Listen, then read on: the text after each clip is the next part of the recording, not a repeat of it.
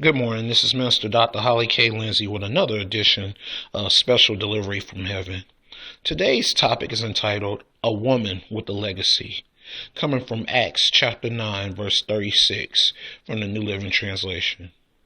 And it reads, "There was a believer in Joppa named Tabitha, which in Greek is Dorcas. She was always doing kind things for others and helping the poor." As we live this thing called life, it is my hope that you're working towards leaving a legacy for your family, friends, co-workers, co-laborers in Christ, and others will remember you by. For example, you know the legacy of one Rosa Parks, as she is considered one of the matriarchs of the civil rights movement by not giving up her seat on a Montgomery, Alabama bus. Another example is the legacy of one Harriet Tubman, as she was the founder of the Underground Railroad, which helped slaves find freedom prior to the Civil War. Today we're going to be introduced to another woman who left a legacy, and her legacy ought to encourage us to leave a legacy, which is found in Acts chapter 9, verse 36 from the New Living Translation. The writer here in Acts begins with introducing us to this woman. The writer says, "There was a believer in Joppa named Tabitha, which in Greek is Dorcas."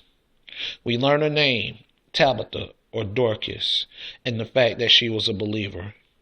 It is my prayer that as a part of the legacy you leave, that people will remember and recognize that you are a believer.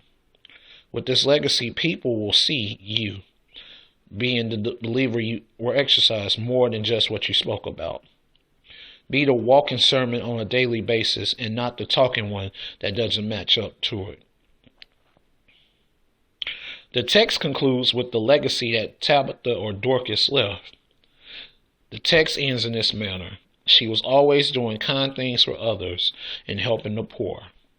This woman of God, this believer, found time to do kind things for others.